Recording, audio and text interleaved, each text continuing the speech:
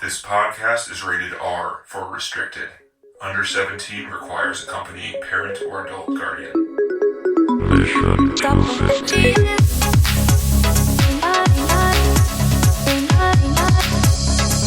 Part 3 of a 9-parter, guys. This is the most epic episodes we've ever had. 9th episode, Lord of the Rings. Actually, did we do 3 episodes each Star Wars? I think we might have. Oh, Star Wars had a lot too, yeah. Can you imagine how many we're going to do on fucking Godfather? Jesus Christ. It's going to be like 12 episodes. Well, I don't know. I mean, Danny doesn't love Godfather as much as he loves these films, so. And also, there's not 4 commentary tracks and 6 hours worth of documentaries. Are you kidding? Are you sure? Godfather? There has to be. Is there? Godfather, Yeah. there's got to be a shit ton of stuff, man. I really hope I like that movie. I don't even know if I like it. Oh, you've not seen it? You've seen I it?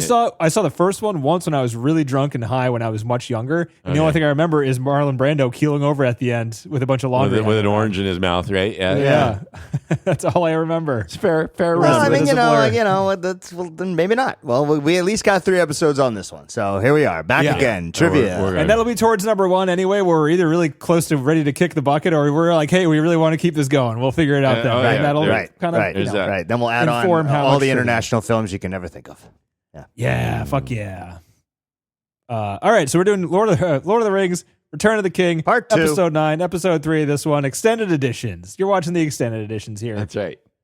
We got a lot of trivia still. Let's go. Yeah. Worst day of the shoot for the actors, at least the actors concerned. Of that film or all 3? Of all 3 films. So it was called the Grey Haven scene. It's the scene where everyone's saying goodbye to Frodo at the boat docks sort of thing. Oh, that was the worst? Come on. It was the worst because Nobody's got to swing a sword. It was one day where they had to cry all day. They had to get in the headspace of being able to cry literally all day. And they had to cry for like minutes at a time because of the fucking close-ups that just sat there on Don't them. you It's know like, it? Cry. Keep Exactly crying. right. Keep crying. And the camera is there, and it's looking at you, and you know it's looking at you. This camera's like, it's zooming right in on your face, and you're going to need to cry for a solid 3 minutes because that's the length of this close-up. They like check, they like look up, they like squint up, like, is that good? Am I good? No? No, Okay, no, keep it's going. not And it's like, good. cut. All right, keep You stop going. crying. Keep Do it going. again. You didn't say anything. Got to keep going. That's right. Okay, that's fair. So that was one day of that. Ugh. They got the footage back. Sean Astin, didn't put his vest back on after the meal break towards the beginning of the day. So his outfit was fucked for all of the stuff they got. Shit. All And the how would usable you stuff. notice that, really? You probably wouldn't from anyone else's perspective. He probably took it off to use the bathroom or like to not get it dirty and just forgot for the first time ever, or I guess the only time they mentioned that. You would think that somebody would be responsible to make sure that they're all Dude, you'd be surprised. properly. It's so Yeah. easy to just like be like so paying attention to other things that it's just Right. like. But I There's a can't lot imagine going on, I it's guess. it can't only be his fault, right? You have No. people checking for continuity, and that would be like one of the first things to check. Like costumes, check. But Yeah, they right, always right. think Check. about like placement and where the things are in the background Right. and what moved and there's like so many Yeah. other elements going You on. were that, holding like, it in your other hand. And it's almost like one of those things where it's like, dude, you had one fucking job. Keep the thing on. That's all we told you to do. You didn't That's have right. to take it off. Don't Why'd you change take your it off? fucking It's your clothes. fault, right? No, because he's like, I got a hot dog with extra mustard. I didn't I want to don't give spill a the shit. mustard on it, guys. Keep I the swear I fucking was thinking harness about the on. production. How many times have we talked about this? You can see here in this one shot, it was taken from one of the mustard stains sections with Samwise. He decided not to take his vest As off you can and have a very see, sloppy hot dog at lunch. Crafty wasn't set for long enough, but hey, we got too much to shoot, so we give them 20 minutes.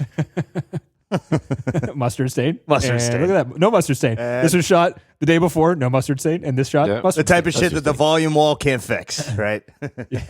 Yeah. So they had to shoot it again. So after that day, they had to shoot it again, and they were like dreading it because they didn't have time to reshoot it immediately. they had So to it was do like in all, the future. all because of goddamn Sean.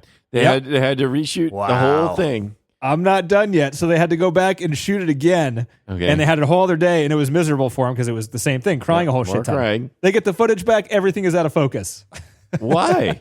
I don't know. How do you Someone fuck that forgot up? to not focus? What? Yeah. No one bothered to look in the camera? I guess To see not. if Again, it a was problem focused? that didn't happen any other time during the shoot, at least that they mentioned. Oh my It might have- God. that one might have happened otherwise, but like this is a high stakes day, and the Right. This camera guy. is your fucked it up. final scenes, right? These are like Yeah. some of your big payoffs. Uh-huh. And Peter Jackson is like, I'm going to have the most fucking close up long scenes ever. Yeah. And so we're going to do this right. They were so mad after the first one at Sean Austin. They thought the second time when Peter was like, guys, you're not going to believe it. The camera footage is unusable again. They're like, you're fucking kidding, right? You're like, I don't believe you. You're joking. Stop fucking around. That's right. And he had to like really convince them. He's like, I'm really sorry, guys. I'm not joking. Was this shot in order? So was this one of the last shots they did or no? So it was shot in order in terms of the movies for the most part, but this one was not necessarily towards the end of this movie. This was kind of like... Because I can also see that it's like if this was one of the last things they were doing, then they'd be like, "We're just do this." Well, and then you could understand it, right? Because everyone's tired. But this is like middle of production, so this is just it got spread out because they kept having to reschedule the day they were doing it across the freaking movie. God. It sucked for them. They hated it. It's gotta suck so bad to be like, okay, so Frodo, you look back and you're like happy and crying and all of that. We're gonna hold it. And you got to sit there and look really happy and sad and all that at once. And you're like, this is the fucking third day we're doing this. Hard not to be angry, right? Yeah. And they probably have anxiety dreams. Like shit like that would give me anxiety dreams. Like it's coming back a fourth time. Like it's 20 years down the line. They're probably having dreams where Peter's like, guys, we got to do it again. We fucked it up. You're starting to think it's cursed. You're starting to think that, no, there's no way this day works. After your second time fails, then you got to start thinking that there's a curse. Yeah. Mm-hmm. Yep. Yeah. So that sucked for all of them. They did not like that. Oh, yeah. They got all very unfunny. They were usually pretty funny when they talked about that scene. They were not very funny. They were traumatized. 100%. That was a sad day. Right. A lot of feelings were probably hurt that day. Yep. Wow. So slight correction. The last few weeks were 7 to 10 units, not 12, but they were 24/7. Jesus. Holy shit, man. So that's a lot. The last shot during principal photography was the hobbits at the coronation. Very appropriately, they kind of lined that up as like a send off type of shot. Yeah. But then they had a bunch of reshoots, and the goodbyes on the reshoots were odd because then at that point they actually knew when that actor's last shot would be, and they had kind of a going away for every single actor during the reshoots. Oh. And they had like varying levels of parties for people. And Peter said it was like, he was weird and tough was what he called it, because it just was an elongated feeling of sadness basically for him. That culminated in the last thing that he shot, or the last thing I think that anyone shot, was Frodo doing some pickup shots for when he's writing the end of the book. And he says the line like, I think there's room for a little more or something like that. Right. For the Sam. moment in the theater where everyone goes, come on, I gotta pee. We are done here. There was some, I remember that in the theater where everyone's like, is this movie done yet? And Frodo's like, I think there's room for a little more. We're like, fuck you. It's over. I'm getting up. But Peter Jackson, during that filming of that pickup shoot, it was the last take, basically. Whenever he said we got it, that was the end for Frodo and Peter. Wow. He kept saying, do it again. Do it again. Because he didn't want do it it again. Over and over and over again. The entire day. I mean, there's a sense, and in a way, like I don't know if it means to come through in the film, but they didn't want this to end, right? They just, as painful as this was, it seemed like here you have all these people who loved this material, who also then like loved doing this together, even though I guess some people left their children and wives and whatnot. But they get the weird confirmation that 2/3 of what they've created while they're making a movie is already accepted and popular. Right. Doesn't fucking happen. Making bank, right? It's like defining their careers. Right. I mean, it might be their careers for some of them, right? Yeah. I mean, exactly. It's like a contract ending, I mean, you're looking at a brick wall coming, and the finances aren't right yet. Right. So you sort of you feel that like. Shoot. Come on, let's get one more. If it's meant to come through, but it's like that's why the long goodbyes in the film are almost like it is meant to come through. It's like meta. It's like not just about the film. It's about they're like sad. This is all ending. This is all happening. And when you look at it like that, it's even more. It's more forgivable. That's true. The lingering. That happened. And I mean, it's such an investment of time for the viewer as well. Yeah. And just to kind of give us like it is kind of sad that like we're leaving, if you get involved in the world, like we're leaving this world now. It's like to do this again, you have to devote 12 hours of your life to do it again. Right. I don't know if it's like kind to the viewers when the viewers, depending on where you're at, are like, let's get on. No, thank you. And it was good. It's had enough.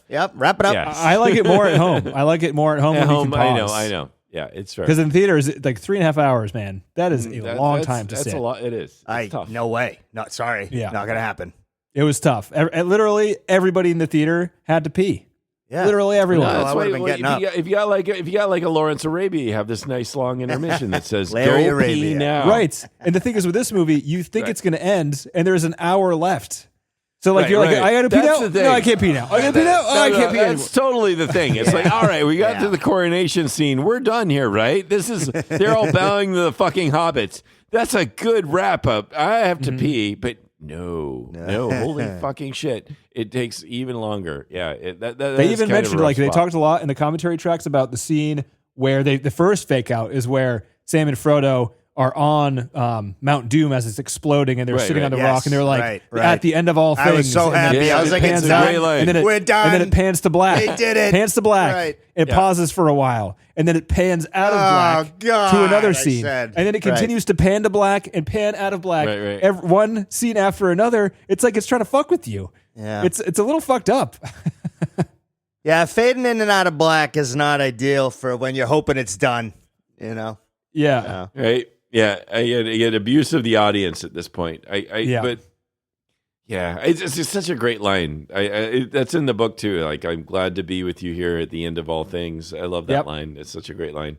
But but yeah, then it's certainly not the end of all things. Gets me all choked up, guys. I get all choked up when him and Sam are touching heads, and their best buddies on the rock, and the rock is coming it's around. well It's so delivered. good. I know, it's awesome. It's a great thing. Yeah, we got, and then look at that! Watch out, Eagles! Here comes the third Deus Ex Machina of the movie. Right. Eagles. The Eagles are your like little push this button, save everybody. That's what you got. You push the button. First, you got the Riders of the Rohirrim. That saves everyone. Then you got the Skeleton Army. Yeah. That's a pretty good save button. That's And a good then one. you got the fucking Eagles coming in. That's right. Thank God for those three things. Otherwise, everyone would be screwed. Yeah. So to give you exact numbers, Fellowship of the Ring, 540 effect shots. Two Towers, 799 effect shots. Turn of the King, 1,488. That's right. Yeah, he told us. Yeah. Yeah, those are the exact numbers. That's pretty fucking crazy. Yeah. They really ramped it up for this one. Yeah, insane. For the Pelennor Fields battle, which is the battle outside of Minas Tirith, for Helm's Deep, they had 10,000 orcs in that scene. 10,000. For this movie, they had 350,000 Jesus Christ. things on screen for those wide shots. Those are amazing. Massive. Those shots were pretty fucking amazing. When you see like the hordes, I don't know. It is still pretty awesome. It is. There's so much going on screen, and some of it looks a little more CG because there's a lot more color in this one, which is a little sad. But at the same time, Minas Tirith, like that miniature, whenever they show it, it looks so fucking real, and like it just really adds a lot of weight to everything else they're doing around it, like all the dragons and all the freaking boulders and whatever the fuck they're doing, all the little CG people. Cool. Yeah. I like the shot where the dragon takes those little guys, picks them up, drops them, and you just see them flying towards it, and they hit individual buildings and bounce off. Oh, like, the ring wraith critters. Yeah, the ring wraith on the freaking Nazgul. It is pretty cool. Yep. So for the Pelennor Fields, they digitally stitched a 3D set together. So they basically built this 3D realm, like a skybox, if you want to call it, and a ground of real locations. They went and they shot a bunch of real images, and they pasted it together in a 3D space so that if you move a camera around in this 3D space, you'll have, the whole 3D CG world you're seeing is based on real locations. Like it's actual, I don't know how to describe it. Does that make sense? Like it's photographs in a CG space. It's like a 3D. It's like a 3D object, and there's multiple things facing around the edges, and you can move the camera internally and point different ways. Got it. You're gonna see it's something that looks good enough. Yeah, exactly. That's exactly right. They had 450 combinations of horse movements digitally programmed into that massive program, and they programmed it so all of those movements could transition from one to the other smoothly. And then they just had to do it randomly. So long. It was all motion captured. Jesus. So they motion captured horses and then had 450 individual movements that were captured from a real horse, programmed into the thing, and then blended together through programming. It's like recording a piano and then having for the samples and then having it play and Sounds just like it, right? You know, that's exactly right. Yeah, pretty cool. Also, very time consuming. You just don't do that kind of shit without a budget. You know, it's just not possible. Riders of Rohirrim or whatever, the Charge of the Rohirrim scene. Yeah, was a lot of real horses. They are the Rohirrim, but they are the Riders of Rohan. But what is the Charge of the Rohirrim? Is one Rohanite? Is it a Rohanian? And then more is the Rohirrim? They call themselves the Riders of Rohan, but then they also call themselves collectively the Rohirrim. Okay. Got it. So that scene where they're charging, there's a lot of real horses. The estimates are upwards of 500 per Carl Urban, who is in that scene, and down to 11 per Billy Boyd. Like there were at least 11 horses. They were fucking around the entire time. Anyway, they had probably around 500 horses on that set, and they left space for digital horses to be there too, because all the ones that got attacked and fell over it was a mix of real and digital horses, so that when some of the riders in the background got hit and fell over, that was done completely digitally, so it was like safer to do. But the effect was sold because you had all these real horses closer to you in the camera, all that sort of thing. Wow. Trickery. They also did, when they were near the elephants, they would have all the horses on the ground being real, and they would kind of move out of the way for nothing, but they were moving out of the way for a future digital elephant foot to stomp on the ground where they were. Gotcha. Yeah. So they would plan shots with like real horses and just be like, ride away from this spot. And then they would just digitally insert something that wasn't there. I mean, that is, I don't know. That's some imagination right there. Yeah. And coordination and all right, this elephant's foot's going to be this big. And it needs to be consistent throughout all the shots because the elephant feet can't get bigger and smaller. You don't want the guys like being really far away from the elephant foot because then it doesn't look scary. You want to be like really close to it. Yeah. Also, different evolution. It's kind of neat to see where Carl Urban went after this. Like the boys first Star Trek and then the boys, very different than like the golden boy look he has here. Yeah, very true. He's great in the boys though. He is. You guys still got to watch Dredd. I got to put that on a movie we got to watch. Oh yeah, I'd like to watch that one. I've heard really good things about it. We could maybe do a Halloween movie. It's not necessarily Halloweeny, but it's ultra violent, so maybe it is. Yeah, so it counts as horror. Maybe like one of our like borderline Halloween movies, so that we can fit one. We're running out of good horror movies as it is, guys. There aren't that many. We watch right. So. It's not like there's not a huge list here. Yeah, I know that's fair. We can bring in some like we could like put, I don't know, you would call it like over the top action horror. We'll put it in there, not horror, but like gory psychological action, horror, maybe. Yeah, there's some psychological horror stuff in it. The mama kill shots where the two elephants, the elephants are called mama kills, TC, where there's a shot where they, what happens? Aragorn shoots the guy controlling it. The guy falls off one side. It pulls the ear down. It turns left. It smashes into the other mama kill. Mm-hmm. That shot, the one single shot of them hitting each other and falling over, took them 6 months to put together. What? The animation team. Once it was finished, Peter saw it and was like, guys, we talked about this like 5 months ago. The camera angle's all wrong. You have to like move the camera and do it again. And they redid the shot in 2 days because they didn't have time. Which just goes to show you that like sometimes a better deadline will force people to do, right? This is what all the tech assholes think too. Right? Like, well, fucking make them miserable and they'll get it done in a week. I think a lot of maybe. But I think a lot of the creative stuff was already done. Oh. Like they already had all the... Like the plan, the logistics, everything they needed. They just needed to adjust the angle. Yeah. Right. And I don't know exactly what it would take, but I have to assume it was something like that, right? Where a lot of the 6 months was like deciding what they were going to do, and they already had all that decided, sort of thing. But still, pretty fucking crazy. And then you say, hey, man, we sent you the fucking specs. You had 5 months to look at it. Not my problem. We sent you a preview 3 months ago. You didn't say shit about the camera angle, buddy. That'd be the last day I was on the fucking payroll. I'll tell you that much. The Shelob point of view, where Samwise is grabbing at the pincer thingies. They strapped big rubber pincers onto the front of the camera, so we had something to grab onto. So those are real, and they just painted over those. Barad-dûr is the tower, the Sauron's tower with the eye on top of it. It's called Barad-dûr, and this movie came out shortly after 9/11 attacks, and they knew that the tower had to come down, and they didn't want anybody thinking about the two towers coming down in any way, shape, or form at the end of this movie. So one of the two ways they decided to do that was to fuck with the sound, to make the sound really not realistic at all. So they used a lot of glass shattering noises going forwards and backwards. So it's like it was really fantasy sound stuff. And the other way they did it is to have the tower implode from the bottom as opposed to from the top.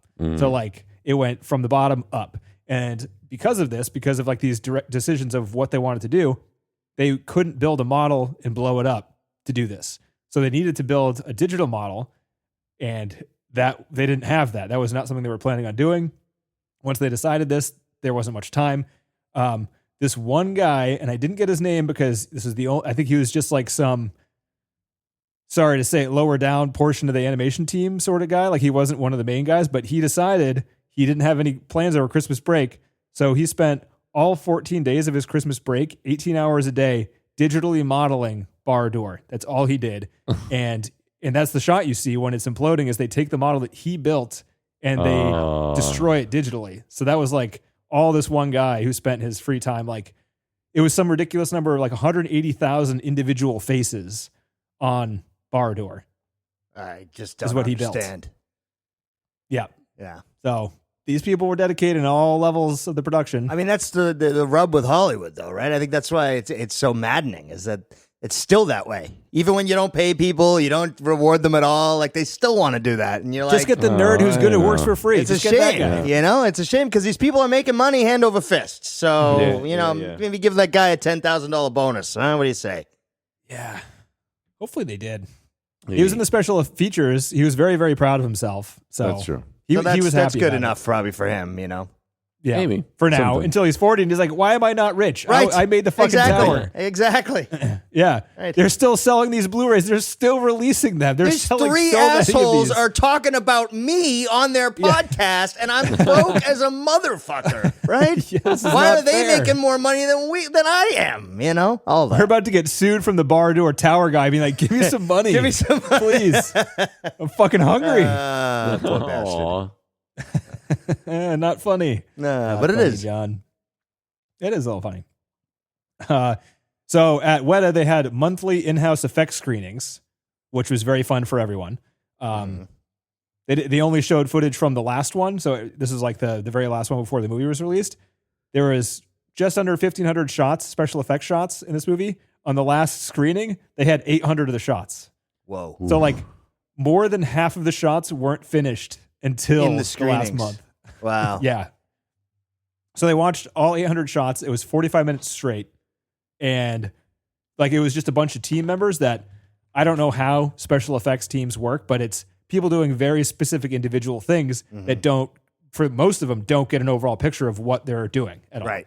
It's like a little really element. Works, you're in charge of that element. You know exactly what the specs are. And even for the project that you're on, you don't necessarily know how it's going to look even when you're done, right? So like even for your section, it looks cool when you get to see it. But then you get to see all these other teams doing all the other shots and you get to see them all put together and people's minds were blown. They're like, holy shit, guys. How did you get that shot? You lucky son of a bitch, right? Like all that shit happened next. Yeah. And it was like a party. It was at the end of the week. They all had drinks. They had a movie theater rented out. It was these large groups of teams watching this brand new footage on the screen.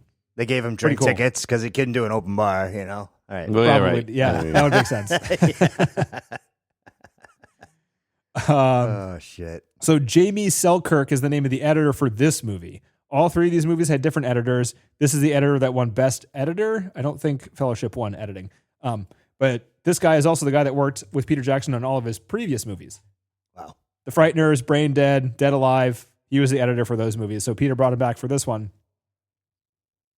He edited it. He got an Oscar. You know, what else do you have to say? Nice. Yeah. Old buddies. They shot 2 million feet for this movie of film. They had post pickups is what they called them. They did the pickups and then they did post pickups. And that was when the movie, they didn't have sets to film pickups on anymore. And one of the ones they focused on was the scene where it was Frodo that was fighting Gollum on the Shelob platform. They're wrestling and Gollum almost gets the ring. And there's a scene where he gets like, Frodo pushes him to the ground. He's a little hurt. And then he like looks up sad and then he gets mad all in one shot when he realizes he's not going to get the ring. They didn't have that shot and they wanted it. So what they did is Peter Jackson invited Andy Serkis over to his house, took out his VHS camera, and Andy Serkis acted it out on his home video, on Peter Jackson's home video camera on the carpet of Peter Jackson's living room. Wow. And they took the video footage, sent it directly to the animators that day, and had them use it as a reference to animate that acting in that scene and throw it in the movie right before it was done. That's so cool. It's like a placeholder. Yeah. They did that a few times in a few different ways. There was one shot, somebody was running at somebody with a sword, and one of the producers ran out of his house doorway with a broom, and they used that as a reference shot. They were just like doing these quick little pickup reference shots, sending them to the animators and being like, use this, animate it. We need it tomorrow. And they're like, okay. That was going to be overtime, golden time, right? Yeah. Mm-hmm. So we were up to like 250 how much these people were working to the end. They were throwing shit in there until the end. It was. I mean, that's just fucking annoying. I'm sorry. It's just obnoxious. That's just great. They loved it, dude. They loved it. No, for every other asshole that has to be involved in like the delivery and getting it into the right place at the right time and all that stuff, you're just being like, hey, go fuck yourself, asshole. I know. No one cares about you. You're after the production's done. So screw, you know, it just bothers me. On the other side, you have all these enthusiastic people just wanting to get it right, which is they're all upstream having a blast at the fucking party, watching the damn movie together, and they're eating free pizza, and the other guy's fucking working all goddamn night, and there's, they don't give a shit what he's doing. Right? You weren't invited. Just do the work. This is an attack on TC directly. I didn't think of this. Sorry, TC. It is. This is coming from a downstream person that always got shit on. Good for you. You got your neighbor to do this in the middle of the night. Now I get to do this. But we already fucking delivered, asshole, so we're not going back. Sure, you got in under the wire, but guess who has to reschedule their dentist appointment to get this through tomorrow? Thanks a lot, asshole. Yeah, right. All my plans tomorrow are shot. Not even that. My fucking wife divorced me is more like it, right? I'm going to be there. I got to do I'm the only animator that can do the fucking feet. And, my wife's divorcing me now because of it, because you guys can't make up your mind. That's right. And I'm not even going to get any credit when this is all over. Right. I'm not even going to get into the documentary. I'm not going to get into the fucking behind the scenes. I'm getting nothing out of this except for fucking strife. Only join the behind the scenes TC. No strife. That's the rule. That's why I don't work in the film industry anymore. Yeah. Sure. So I figured out part of the reason why I at least don't like the Two Towers as much as these two. I think they talked about during the scoring portion of the Two Towers, during the Fellowship of the Ring, they had working sessions with Peter Jackson and Howard Shore, the composer, working with the edit, Peter telling them what they wanted. They thought after Fellowship that they knew enough about each other or whatever that they didn't need to have these working sessions anymore. So they didn't have any for the Two Towers. Oh. But Howard Shore didn't get nominated. I don't think the soundtrack is anything worth really mentioning in the Two Towers. The sound design is one thing, but like the score itself, I don't even know of one song in the Two Towers. But in this one, the score I think is awesome again, and it's because Howard Shore pushed to get Peter's time to have that working relationship again, where he'd go in and work with the orchestra and the edit to have it more, Hey, Peter, why don't you stop doing fucking reshoots and fucking sit down with me and do the score? What do you say?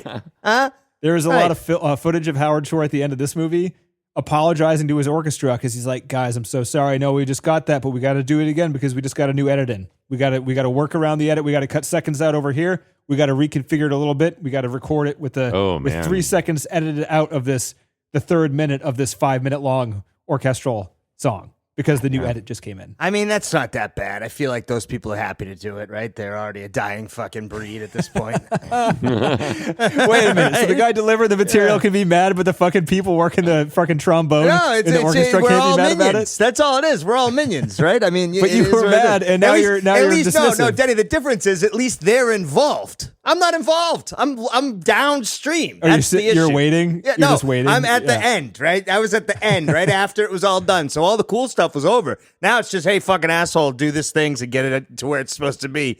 And, nobody cares about that guy, right? That's true. So at least they had creative input. They got at least play. they're in there. They got their hands in there. And they get a credit.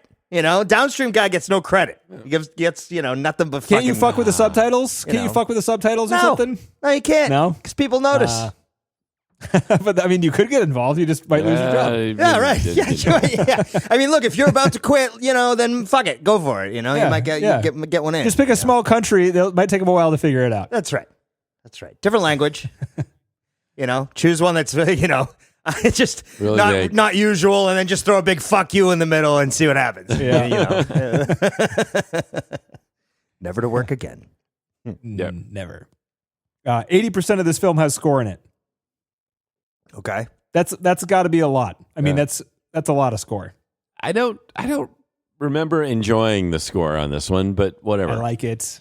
I know. Pretty good. I know you did, but I when I did notice the score, it just seemed very generic, typical action fantasy score. I didn't really other. Why do you think that is, John? Because this set the bar. This sets the templates. Maybe that's true, huh? TC? Did you notice a score on this one?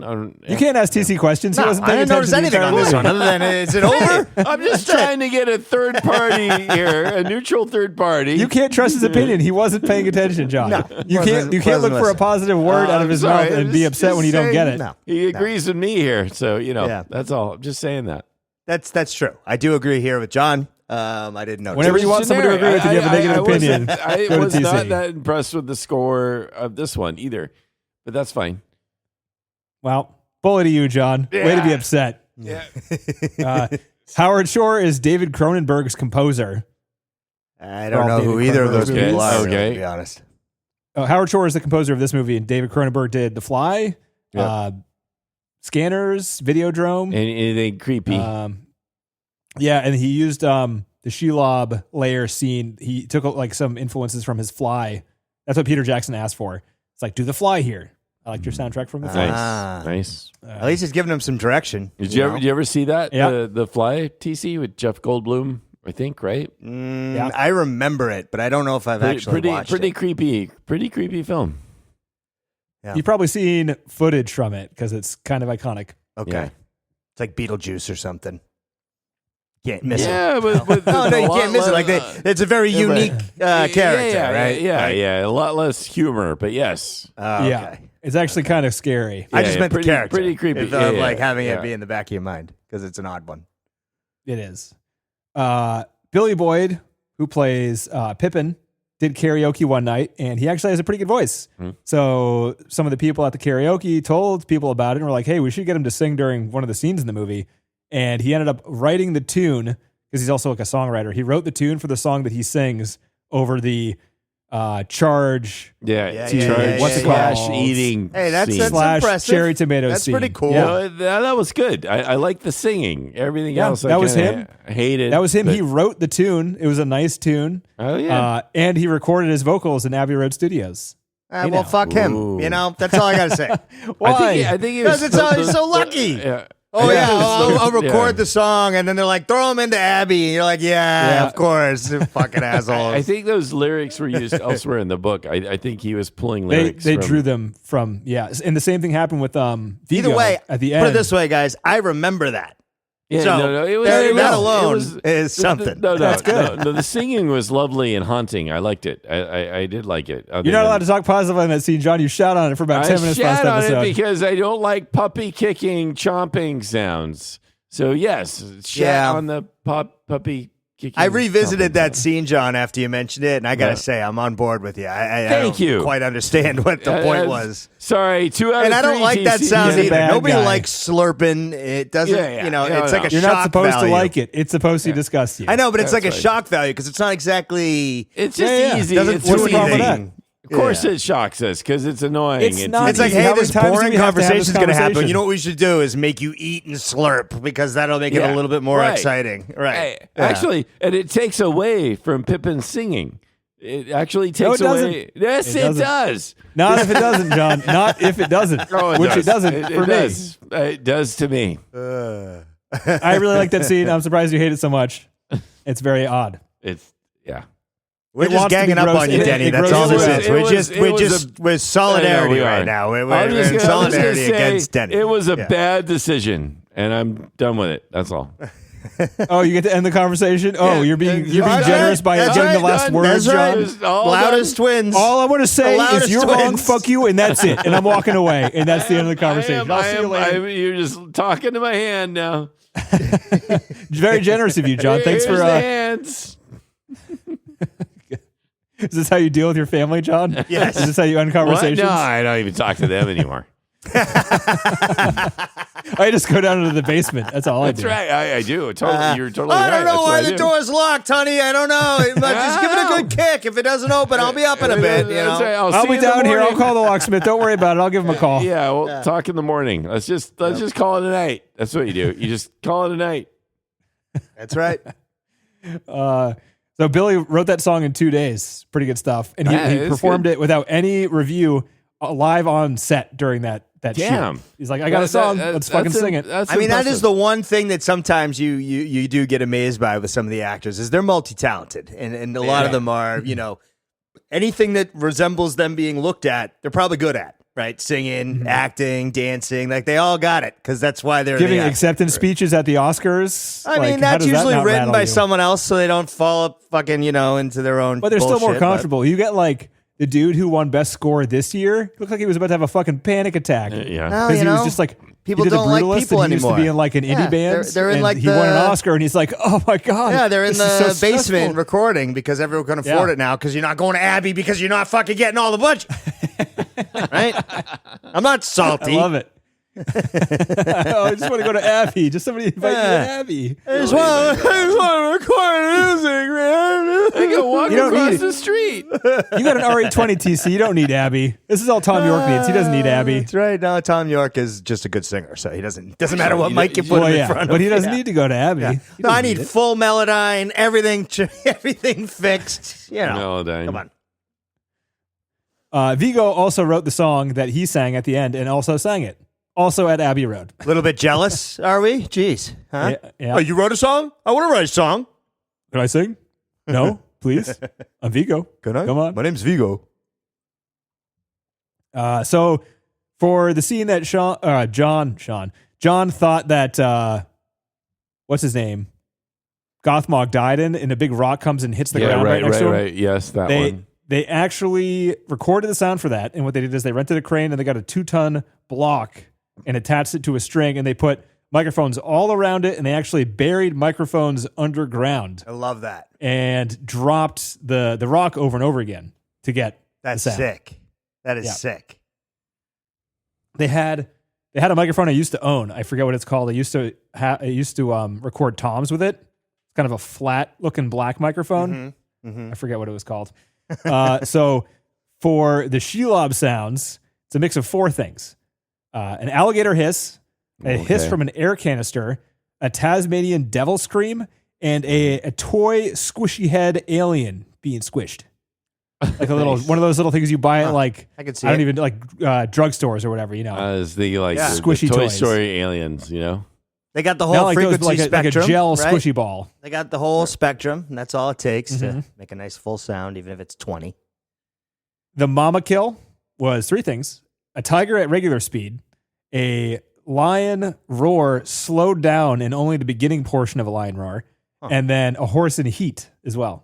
Oh, that Yeah. seems Mixed in dead there. on. Absolutely. nice, creepy. That's what I but would have fun. done. And 100%. the sound guy was talking about this. The most dangerous day for him on set was getting the horse in heat sound, because all these sounds, they're not getting them from libraries; they're getting them all live. Everything in these movies across the board All is right, entirely manually. How does that got- conversation Yeah, start? good. That's what I would wanna still know. say that, like, Hey, we got- Johnny we got Horseman, questions. you got any horse and heat? No? Yeah, Okay. yeah, horny Hey, horses. Jane I, Horseman lady, you got any horses and heat? No? Okay. Yeah, Right? I'll be right over. Right. Hey, so I'm looking for something specific. I'm looking for calling something the real police specific. right now. Why are you guys surprised at this? This is fucking how movies are made. This is the magic. This is how you get your hands dirty, guys. This is the definition of getting your hands dirty. Compared to like Star Wars, like there's not necessarily signature sounds that you get from this. I mean, not that it's bad, but it's Star Wars had like some Yeah, there is amazing all the sounds monster that are noises. signature. What? You can recall Nazgul sound. You can recall No, the I shriek can't. of one of the. No. You can't? Honestly, I can't. Yeah, I don't think I can either. No, but I when mean, your if you're brain is saying they're just a mix of rotted. like 2 out of 3, animals. Denny. 2 out of 3. Right. That's not fair. TC doesn't count. You can't weigh him with you. What do you mean TC's He's never seen it before, and he didn't pay attention during John, I'm gonna go neutral here because I think he's got a point. That's not fair. No, Denny. Yeah. TC is a person. He is a real live human being. Hey, and we should count his opinion. My mental health right is now, incumbent on Denny appreciating me. So, well, I just think it's cruel to say that we cannot acknowledge TC as a living human being. Well, no, you just can't acknowledge him as a guy that would find a horse in heat as part of the sound effects library. All right, back to this piece of trivia. The guy had a microphone. He was in a horse pen with a horse in heat. Horses are big. I've said before, I'm afraid of horses. Fuck horses. They're scary. I love horses. I love horses. I tell you, like the TIE fighter sound, it's like iconic. I know it. Like I can hear it. I don't have like iconic sounds from Lord of the Rings in my head. Here's something, John. How many times have you seen Star Wars versus how many times have you seen Lord of the Rings? That's true too. One's accessible. One's not so much. I mean, these movies are pretty popular, TC. Yeah, but it's inaccessible. You're not going to watch it multiple times in a weekend. Just although because I have in my head like the idea that the Imperial fighter pilots had to wear. Yeah. Like they had the fighter pilots in the TIE fighters, they had to like sue later because like the noise was so fucking loud in there. Like it's like, why did it have to be so loud? God damn it, I can't hear anymore. Speaking of extra loud, the people mixing, one of the issues they had mixing the sound was the first time you see the Witch King when it's coming out of the gates from Mordor, it shrieks really loudly and the hobbits are covering their ears because it's so loud. Right. People responsible for that sound are in the mixing room trying to get it to a level where it's like, it seems loud and painful, acceptable, but it doesn't actually hurt the people. audience. Right. Because you don't want to, but you want to get just below that level. But that's part of what happens with the Nazgul, whatever they're called. The dragons or whatever, they're making these horrible sounds that are like debilitating, like the troops, right? So, right. But they don't want to hurt people in the audience. Right. So the sound guys are working all night on this one night, just trying to get the first one. So the first time they tried to do it was that first Witch King shot. And they were in there all night editing, and they brought, when like the morning crew came in, they're like, come in here. We're going to put this on the how theater are your screen. Fresh ears? Can you hear this? Can you tell us?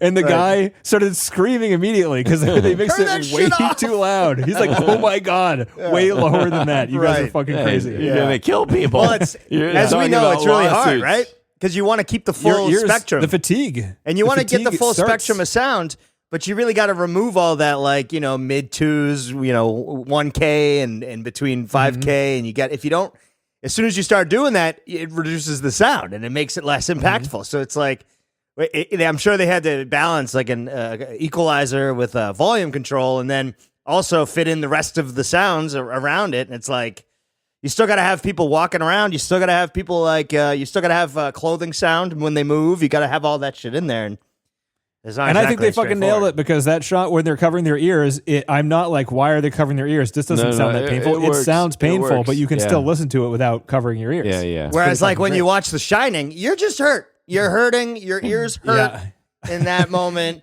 And they didn't give a shit. They're like, no, it's going to go to 10. It's going to go to 11. I don't give a shit. Make it really uncomfortable. And it worked. Yeah, you're going to sweat. So. You're going to sweat uncomfortably. Right, right. But at least back then they had an excuse. Well, we only got 8 tracks, so I don't know what to say. Sorry, folks. Turn the volume down. I don't know what to tell you. Now we've got a million different digital ways to do it, so I can imagine it taking forever.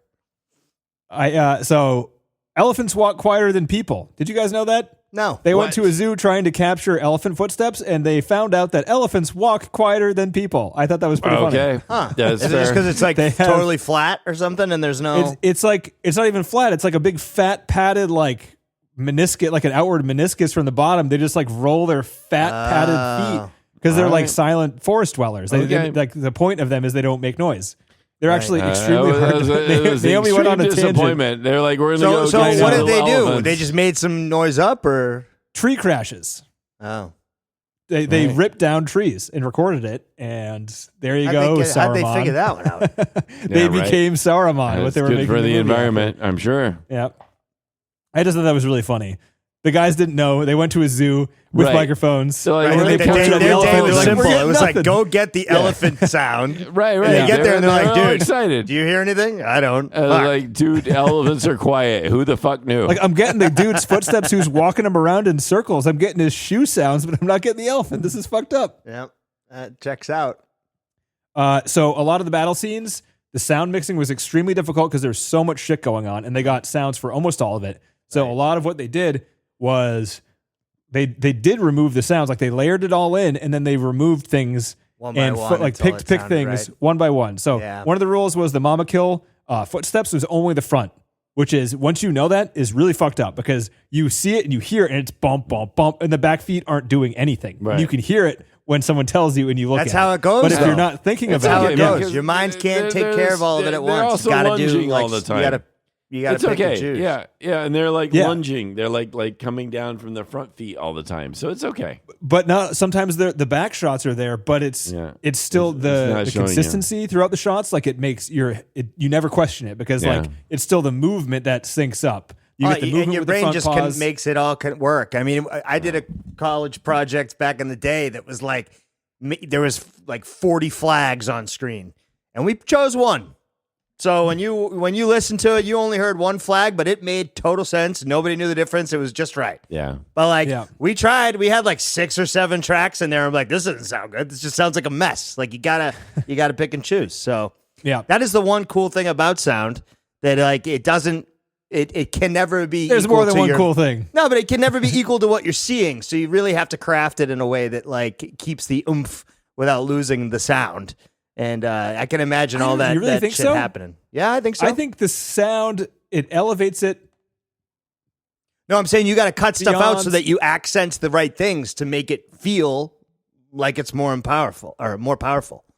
Less is more in sound. Yes, you're saying. right. Okay. Right. So that's one of the things they did too, is when they had the whole clutter in there for the edits, they had to go and just literally take everything that wasn't what was happening on screen and lower it. So they would basically just like, this action's happening here, that's up.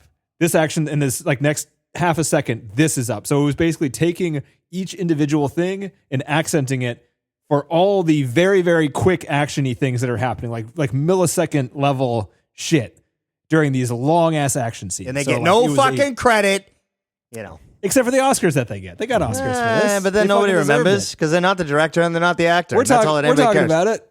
I don't know their names though. You're right. Exactly. There you go. But it's still cool. I mean, It is. Job well done. That's got to be pretty satisfying, I think. Yeah.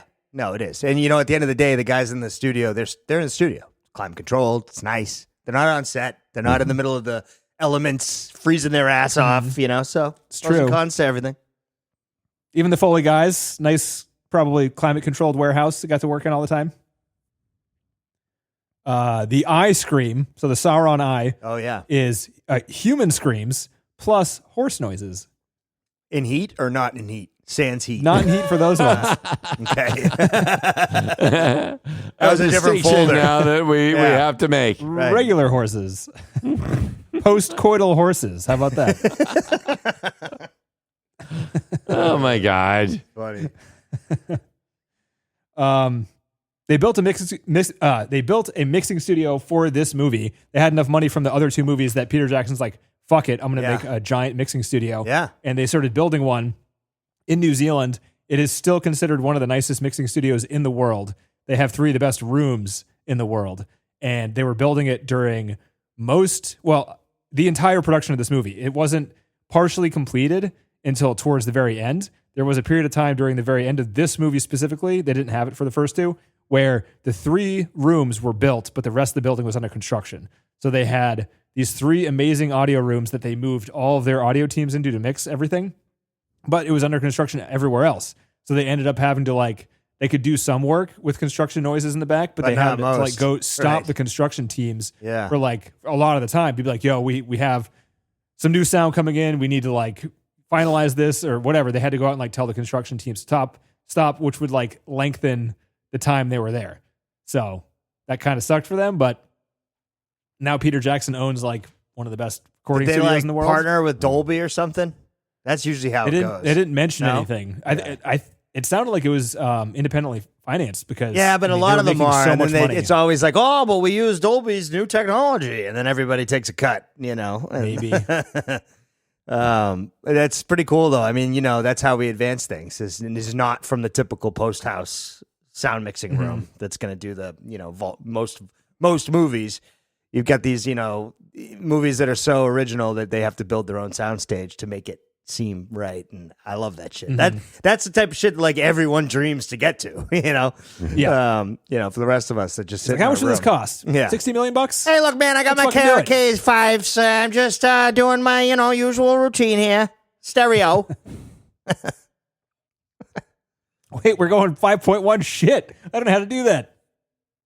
They had 4 weeks to do 540 effect shots. That was like one of the biggest crunches in the movie. The team was like, you got 4 weeks, 540 left. Jesus. That's over a third of the shots with not very much time left. They got them all done. 100% of them done. Peter tricked the New Line producer to premiere the movie in Wellington, New Zealand. Wellington is not a big town, and the producers of this movie wanted it to be like a big LA, somewhere big premiere. But they were doing like an announcement for the movie, and Peter called up. He was doing like, this is what the movie is going to be. It's going to be great. And he called the producer up that was responsible for it.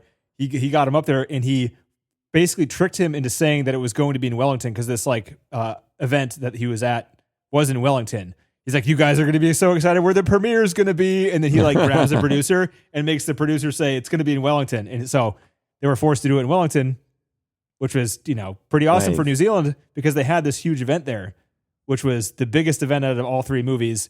145,000 people showed up to the premiere. That's a lot of fucking people. That is a lot of people. People flew in from different countries to be there. Yeah, pretty ridiculous.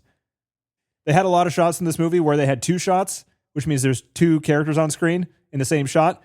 And those characters were not standing next to each other at the time. They were filming in separate studios and filming weeks or months apart from each other. Wow, and the fact that they can just like nail it is awesome. They nail it.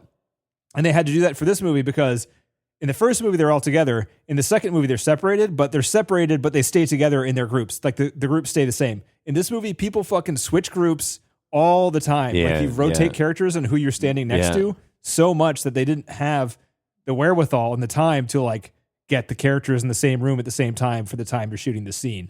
So they just had to be like, all right, get in front of the fucking green screen. We're going to shoot you. Aragorn standing right there. Barrel. Say your line. Fucking barrel.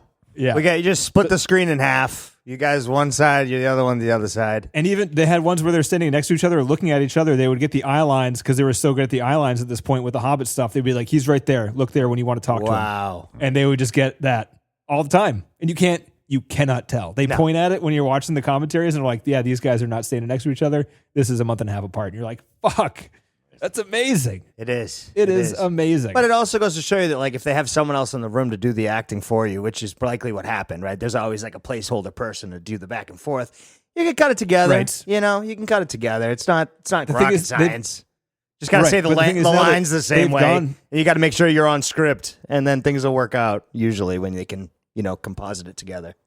What they've done now, though, this was like such at a turning point of movie making, was that nowadays they realize it's faster and quicker and cheaper to just not shoot on real locations, have both the actors in a green room every day, all day, and that way they'll be next to each other. It'll be easy, and you can just fake the entire background. But it doesn't look the same. No.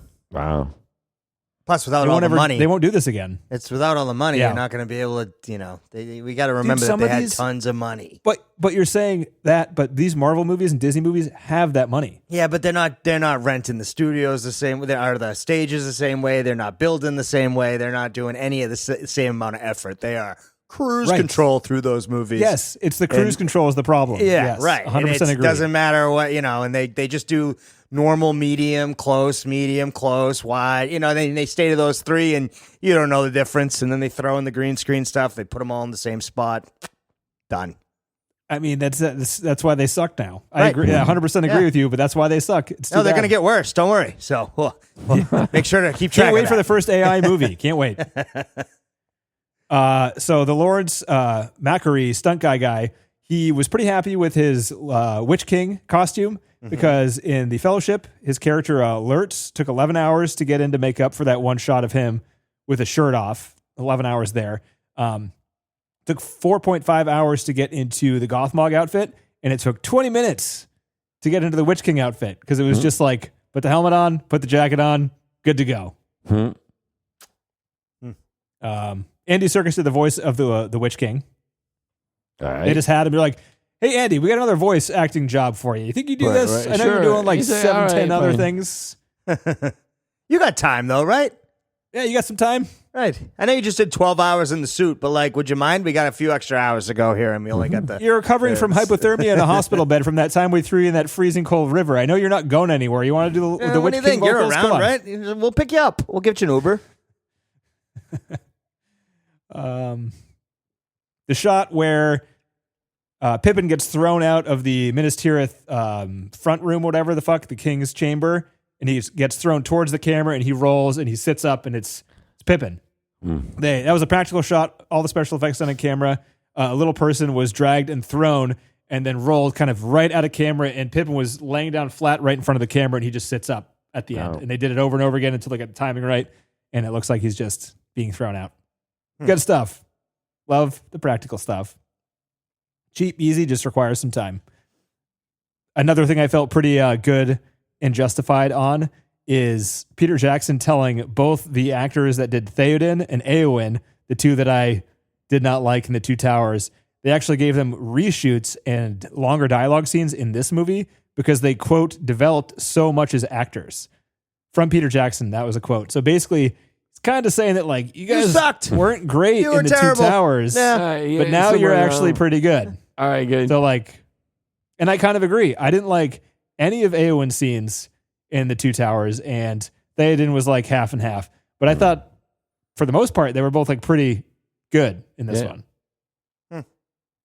I mean, that's just my opinion, but that lines up with what Peter Jackson insulted them with. It was kind of a backhanded compliment. Come on, a backhanded compliment. Yeah, they're good now, but they were fucking terrible. I don't know about you. It's like, maybe we'll give you some more screen time if you don't have scenes that are absolutely necessary in the movie. Yeah. Does that sound good to you guys? Holy shit. We heard you in the writer's room, and you were all right. Why don't you come down? And we'll get you something going. Yeah. Gimli improvised a good number of his lines in this movie. He was asked to improvise a lot.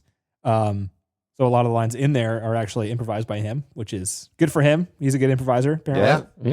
Yeah. Still only counts as one. Improvised. Biggest laugh of the movie right there. Good stuff.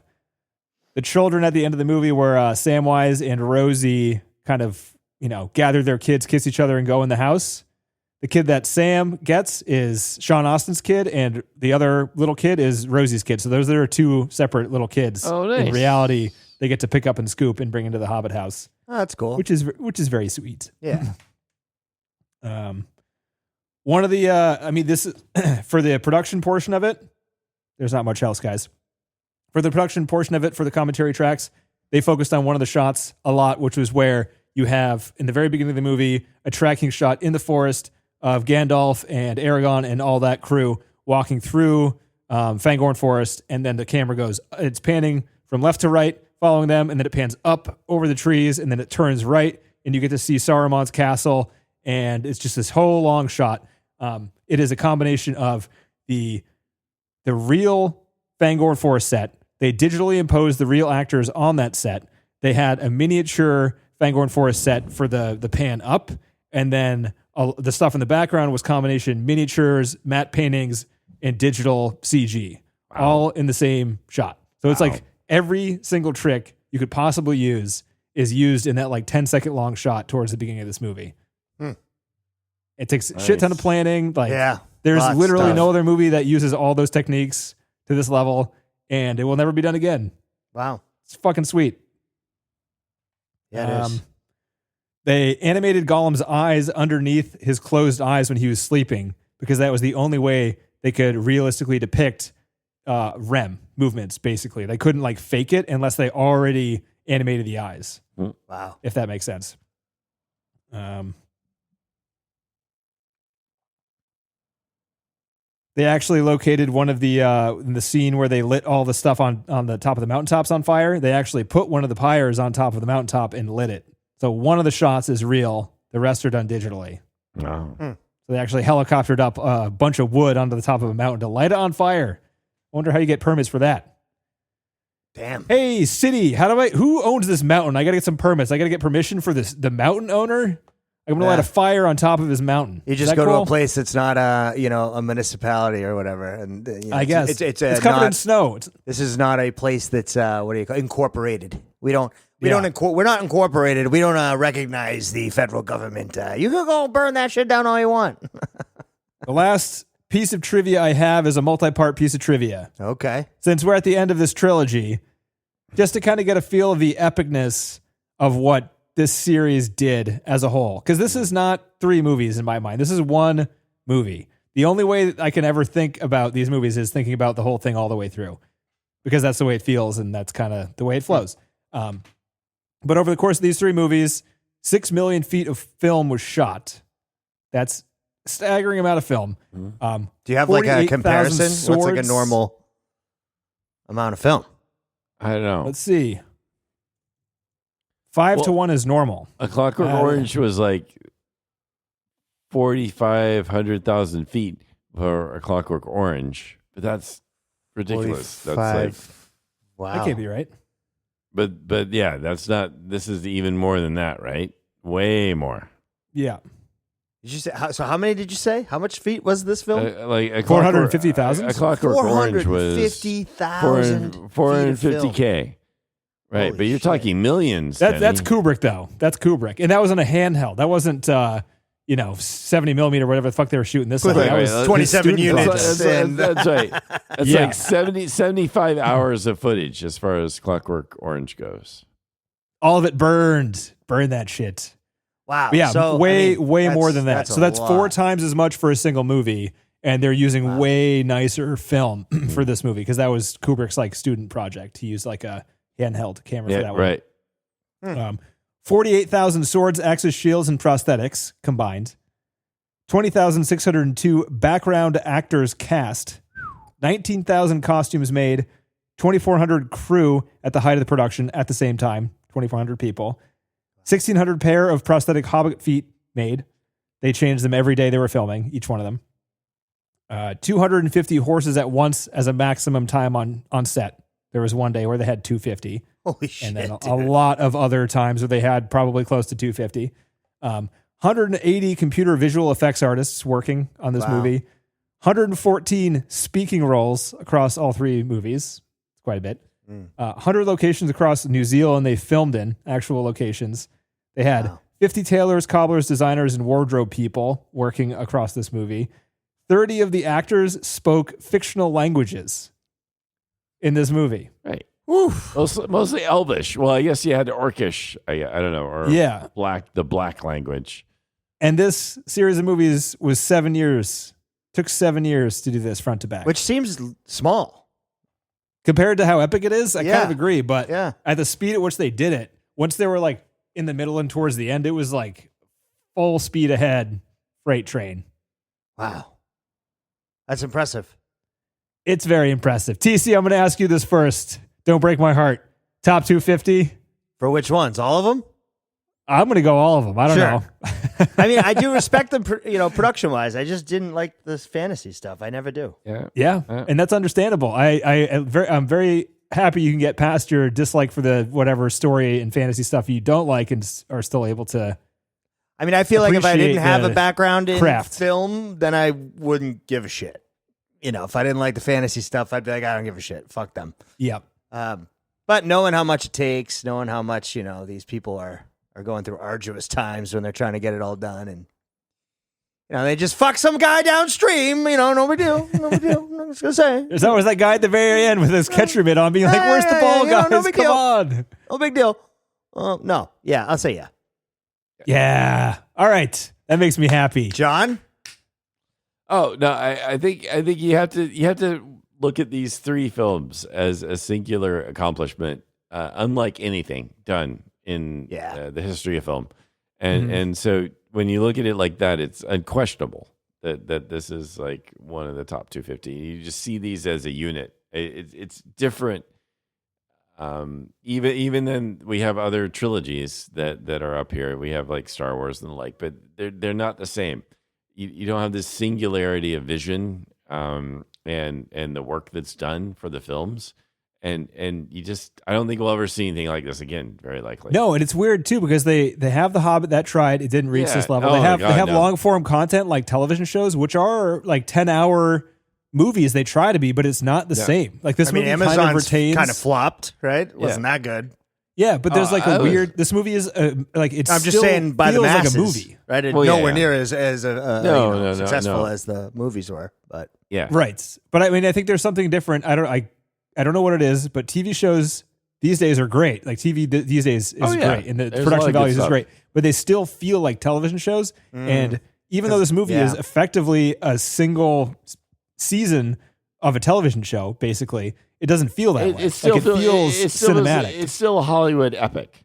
And so you got to, and not to give Hollywood too much credit, it's a New Zealand epic. There's nothing Hollywood about I'm this just movie. saying, like whatsoever. they're all from Hollywood, right? Or let's just say a movie epic. Not Peter Jackson. Then. Yeah, but the money's Hollywood. coming from the financiers all over the world, and a lot of them are here. I'm sure it's New Line, which is Hollywood. That's fair. That's fair. But it still feels like a big budget movie epic, and it's integrated 3 films, and I don't know if we'll see anything like this again. And it doesn't feel like people are hedging their bets. Like TV shows are like, well, if it doesn't work, we'll still have jobs tomorrow. Right. Let's play it safe in these certain ways because we know this hits in demographics. This movie feels like it's not thinking about any of that. They're like, go for broke. No. This movie is going to be the fucking thing. They had the book in the novel to help them, right? And the people involved loved what they were doing. And then that's one thing that comes through really... It comes through how whether the actors. You don't need me telling you how it comes through all the special features for hours on end. You can tell. It comes watching through. The movies, it comes through right? just by watching it, and it's an amazing thing to see. And we see that like with other films that have like been spectacular, like The Matrix, where people feel like this is valuable, this is something good, and we believe in this, and we're going to give everything we can to it. And you tried to say like it was a bunch of movies, and then you said one movie because it is not common. It is extremely uncommon. I know that this kind of shit happens. No. I'm sorry, not a bunch of movies, but we can see it. We can pick out some other films, but then there's a few. But then they have 3 films that do this because they made them all at once.